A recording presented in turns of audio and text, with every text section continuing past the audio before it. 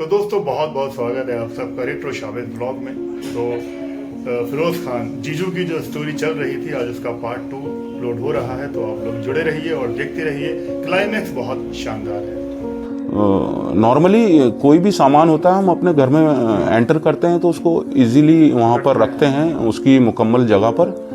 वो ना करते हुए उन्होंने उस चीज़ को फेंका तो हमें थोड़ा सा और डाउट हुआ। फिर हमने उनसे पेपर वगैरह पूछे तो उन्होंने पेपर वगैरह दिखाने से इनकार किया। सर ये है, हम पेपर हमारे इधर खो गए हैं, ऐसा हो गया वैसा हो गया। मेरे माइंड ने क्लिक किया कि चलिए कोई पेपर की तो बात बाद में पूछेंगे। ये बैग इन्होंने फेंका, मैंने वो बैग उठाया तो जब उस बैग को मैंने खोलकर देखा तो उसमें सर 2 पिस्टल 9mm मौजूद थे। अब जब मैंने वो पिस्टल देखे तो मैंने अपने सहयोगी से कहा कि इनको आप पकड़ कर रखिए क्योंकि ये सस्पेक्टेड हैं और इनके बैग में ये इस तरीके से पिस्टल निकले हैं।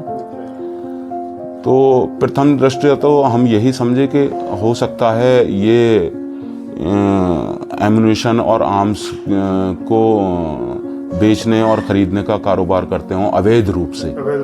जी, तो फर्स्ट में हमने यही सोचा, लेकिन जो मैंने आपसे बताया ना, कर्मण्यवादी कारस्ते और माँ फलेषु कदाचन, भगवान श्री कृष्ण का ये उपदेश है गीता में।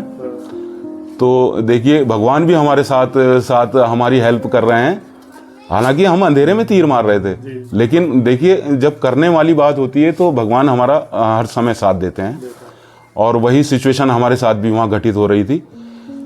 तो हमने उन लोगों को पकड़ा तो उन्होंने हमारा विरोध करना चाहा। फिर हमारा और जो हमारा फोर्स बाहर था, जहां हम उनको छोड़कर आए थे, जहां से हम एम्बुश कर रहे थे, वहां मैंने कॉल कर उस फोर्स को अपने साथ बुलाया कि यहाँ पर आ जाइए, हम यहाँ पर हैं और इस तरीके की यहाँ पर सिचुएशन हो गई है। तो वो फोर्स भी हमारा वहाँ पर उपस्थित हो गया और हमारी हेल्प के लिए वहाँ पर मौजूद हो गया। उन लोगों को हमने अपने वाहन में बैठाया और उस जगह की, उनके घर की जब तलाशी ली गई तो सर हम बिल्कुल अवाक रह गए क्योंकि वहाँ तो सिचुएशन कुछ और ही बन गई थी। जब हमने उनके बेड की तलाशी ली तो उसमें सर AK-47 और कुछ देसी असला, जिसको कहते हैं कट्टा वगैरह कहते हैं ना सर, कट्टा जी। तो वो कट्टा वगैरह, उसमें 2-3 कट्टा और कुछ एम्यूनेशन जो राउंड होते हैं वो, और इतना आर्म्स हमें वहाँ पर उपलब्ध हुआ। जब उस आर्म्स के बारे में से रिलेटेड उनसे जब पूछताछ की गई तो वो उसमें कुछ भी बताने से कासिर रहे। वो घुमाते रहे हम लोगों को अपने जवाबों के ज़रिए कि सर नहीं, हम तो ये थोड़ा सा फ़ायदे के लिए हम यहाँ से ख़रीद फ़रोख्त कर लेते हैं, किसी को सेल्स कर देते हैं, किसी को हम दे देते हैं, कोई अच्छा मार्जिन देकर हमसे ये लेता है तो। लेकिन हम सेटिस्फाई उनकी बात से थे नहीं। 10% तो ऐसा लग रहा था कि ये लोग सही बोल रहे होंगे कि हाँ बेरोज़गारी इतनी है कि तो हो सकता है ये इस गलत धंधे में पड़ गए हों और ये इसी टाइप का काम करते हों। लेकिन 90% हम क्लियर नहीं थे कि हमें नहीं लग रहा था उनकी बातों से कि ये सच बोल रहे हैं। फिर भी हम उनको ले गए अपने स्थान पर जहां हमको उनसे पूछताछ सही तरीके से करनी थी। जब हम उनको थाने लेकर गए और उनसे पूछताछ की तो तब भी वो उसी तरीके से हमको गलत बयानी करते हुए अपने जवाब देते रहे। तो मेरी टीम के और लोग उनसे पूछताछ कर रहे थे। एक व्यक्ति से पूछताछ कर रहे थे, उन 2 में से एक को हमने लॉकअप में कर रखा था। तो मेरे दिमाग में थोड़ा क्लिक करा, मैंने कहा इससे पर्सनली एकांत में थोड़ा सा लॉकअप में से बाहर से ही पूछताछ कर लेता हूँ। बाकी लोग तो दूसरे व्यक्ति से पूछताछ कर रहे हैं। जब मैंने उस दूसरे व्यक्ति से पूछताछ करनी चालू की तो उसने बताया सर मेरी पिटाई मत करना, और मैं आपको बता रहा हूँ सर, और पिटाई के डर से तो आप जानते ही हैं। मैंने उसको बोला नहीं, आप निश्चिंत रहें, आपकी पिटाई नहीं होने दी जाएगी और आप मुझे जो भी बात है क्लियर बता दीजिए। और जितनी मुझसे आपकी मदद हो पाएगी मैं आपकी मदद करने की कोशिश करूँगा। तब उस व्यक्ति ने भी वही जवाब देने चालू किए जो कि उसके माइंड में पहले से मौजूद थे। हालांकि उसने मुझे कोई भी बात सही नहीं बताई, लेकिन वो एक चीज़ पर थोड़ा सा जोर दे रहा था कि सर मेरे पास कुछ है, आप देख लीजिए। अच्छा। तो मैंने कहा क्या चीज़ है, आप मुझे बताइए और मुझे दिखाइए क्या चीज़ आपके पास ऐसी है। तो सर उसके पास 3 सिम निकले। 3 सिम? जी, आइडिया की सिम थी वो, और उसने मेरे को वो सिम दी कि सर मुझे इससे ज़्यादा कुछ नहीं मालूम है, आप ये रख लीजिए। अच्छा। अब मैं भी थोड़ा सा चौंका, मैंने कहा ये सिम दे रहा है, बाकी कह रहा था मेरे पास और कुछ नहीं है, बाकी इन सिम से क्या हो सकता है। लेकिन मैंने उस चीज़ को, क्योंकि हम ऐसी एजेंसी में वर्क कर रहे थे जो कि स्टेट की एक बहुत बड़ी एजेंसी होती है, जब हीनियस क्राइम हो जाते हैं तो हमारी इसी एजेंसी को ये टारगेट मिलता है कि आप इस हीनियस क्राइम को ओपन कीजिए और इसमें अरेस्टिंग कीजिए। तो हमारा ये प्रयास था कि हम अच्छे से अच्छा, बेहतर से बेहतर करें। तब मैंने उन सिमों को अपने मोबाइल में एक सिम को डालकर देखा। अच्छा। तो वो नंबर सर वही निकला जिस नंबर की हम तलाश कर रहे थे। अच्छा अच्छा। तो जिस नंबर की हम तलाश कर रहे थे वही नंबर जब निकला तो सर मेरे पैरों से ज़मीन निकल गई कि वही शब्द जो गीता में भगवान श्री कृष्ण ने कहे हैं वही मेरे साक्षात मेरे सामने आ गए कि आप कर्म करते जाइए, आपको फल की चिंता करने की ज़रूरत नहीं है। तब मैंने सोचा वाकई भगवान हर जगह साथ देते हैं।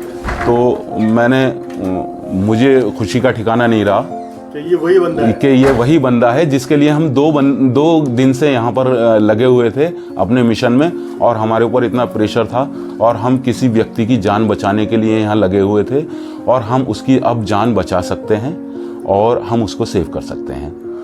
तो हमारे हाथ बहुत कुछ ऐसा लग चुका था, और अब वो अपराध होने की संभावना तो 80% क्या 100% दूर हो गई थी कि अब ये अपराध नहीं हो सकता, क्योंकि जो हमारा टारगेट नंबर था वो हमें मिल चुका था। हालांकि मेरी बाकी सहयोगी टीम को इस बारे में कोई जानकारी नहीं थी। अच्छा। वो उसी तरीके से पूछताछ कर रहे थे। अच्छा। लेकिन मैंने अपने सीनियर ऑफिसर्स को इस चीज़ की जानकारी दी कि सर टारगेट इज़ डन, हमने ये काम कर दिया है सर। तो उन लोगों ने सर बहुत बधाई दी, और उन लोगों ने सर हमारी टीम के लिए बहुत कॉन्ग्रेचुलेशंस दी, और वो सब लोग आए वहाँ पर। फिर नेक्स्ट प्रक्रिया उन्होंने जो भी होती है सर हमारे डिपार्टमेंट की, वो अपनी तरीके से उन्होंने अपनाई, और उस चीज़ को उन्होंने केस को ओपन करते हुए उन लोगों की अरेस्टिंग की। और जब वो केस सर ओपन हुआ तो वो कहानी छोटी सी, अब मैं आपको बताता हूँ ये कहानी कहाँ से शुरू हुई और कैसे हुई। ये मैंने आपको थोड़ा सा जो हमने अपने टारगेट पे कार्य किया उसके बारे में बताया। अब कहानी ये थी सर छोटी सी कि वो 2 ऐसे क्रिमिनल थे जो शूटर थे। अच्छा, शूटर। और उनका सर यही एक आमदनी का जरिया था, वो सुपारी का पैसा लेकर किसी को भी शूट कर देते थे। तो यही काम था उनका। जी सर, और वो पहले भी जेल जा चुके थे। इसके बारे में हमें पहले से कोई ज्ञान नहीं था। ये अरेस्टिंग के बाद उनके जो मुख से हमने जो ये बयान अंकित किए, उस चीज़ से हमें ये पता लगा। उन लोगों ने अपनी कहानी बताई फिर कि हम लोगों पर सर 4-4, 6-6 ये इस तरीके के मुकदमे हैं, और हम पहले भी जेल जा चुके हैं। अच्छा। और इस बार हम इस तरीके से 10 लाख रुपए की सुपारी लेकर एक ऐसे सेलिब्रिटी का मर्डर करने के लिए जा रहे थे, और जिससे कि हमें वो 10 लाख रुपए की प्राप्ति होती सुपारी की, और जिसने हमें सुपारी दी थी उसका ये काम डन हो जाता, और हम आज ही इस काम को अंजाम देने के लिए निकल रहे थे। अच्छा, बस जी उसी दिन। तो सर बस आज हमारा नसीब ख़राब था और आपका नसीब अच्छा था, भगवान ने आपका साथ दिया, और हम गलत नियति से थे तो भगवान हमारे साथ नहीं रहे। अच्छा। और आप अच्छी नियति से थे तो भगवान ने आपका साथ दिया, और हम यहाँ पर आज अपने कर्मों की सज़ा भुगत रहे हैं। और उन्होंने जब बताया कि हम ऐसे ऐसे सेलिब्रिटी को शूट करने के लिए जा रहे थे, तो जब उन सेलिब्रिटी का पता लगा तो फिर हमारे भी कदमों के नीचे से ज़मीन निकल गई, कितनी बड़ी क्योंकि उत्तराखंड की, हस्ती थी वो। जी, उत्तराखंड की बहुत बड़ी सेलिब्रिटी हैं। अब अगर मैं आपको एक आइडिया दूं तो आप ये लगा लीजिए कि एक मंत्रालय स्तर के कैबिनेट मंत्री की सुपारी उन लोगों ने ले रखी थी। इतना बड़ा वर्क सर हमने वहाँ पर किया। तो सर इस चीज़ से, और मेन चीज़ इसमें ये रही कि जो शूट करने के लिए जा रहा था वो बंदा उनके यहाँ, उन सेलिब्रिटी के यहाँ 6 महीने वर्क कर कर आया था। उनके जानवरों को पानी पिलाता था, उनके जानवरों की केयर करता था, उनकी बहुत से काम उनके करता था और उनके बारे में बहुत कुछ वो अच्छी तरीके से जानता था। तो सर मेरा इस कहानी का उद्देश्य यह है कि आप सभी लोग भी अपने आसपास में, अपने फ्रेंड सर्किल में, अपने और जो सर्वेंट सर्किल में आप बहुत से लोगों को जानते होंगे, लेकिन किसके मन में क्या चल रहा है, किसकी सिचुएशन क्या है, इस चीज़ से आप अनभिज्ञ रहते हैं और उस चीज़ से हम कभी कभी धोखा भी उठा जाते हैं। अति विश्वास कर कर हम अपने ही क्लोज मेंबर से कभी कभी धोखा उठा जाते हैं। तो ये मेरा इस कहानी को और इस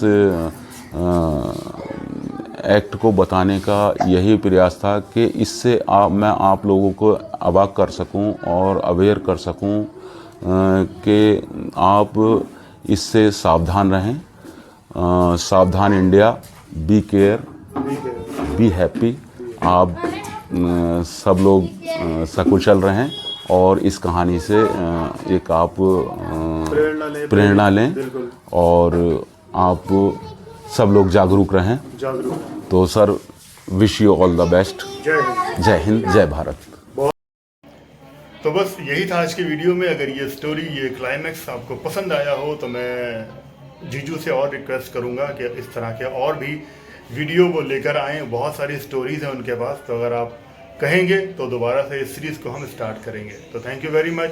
पसंद आया हो तो लाइक करना, चैनल पर नए हो तो सब्सक्राइब करना।